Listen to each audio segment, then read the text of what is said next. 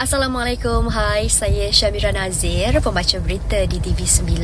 Dan hari ini saya diwangikan dengan perfume daripada My Perfume. Okay?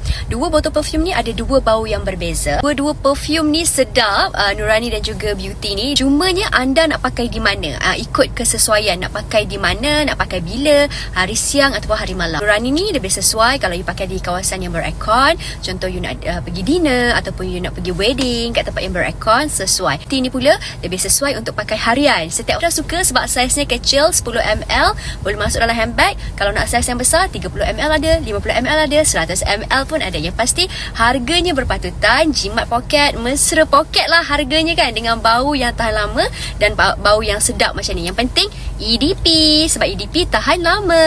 Dapatkan dekat mana? Dekat sini ada nombor telefon 019 5858 179. Okey, boleh dapatkan menerusi boleh WhatsApp, Facebook, okey. Dan ingat, ni keluaran My Perfume. Jangan tersalah beli. Okey, My Perfume. Saya suka, saya approve. Saya akan pakai hari-hari. Terima kasih sangat-sangat sebab bagi saya perfume yang wangi macam ni. Sesuai lah nak pergi kerja. Lepas ni pergi kerja, balik kerja, wangi sentiasa sebab tahan lama. Terima kasih My Perfume. Terima kasih sangat-sangat. Semoga murah rezeki selalu. Love.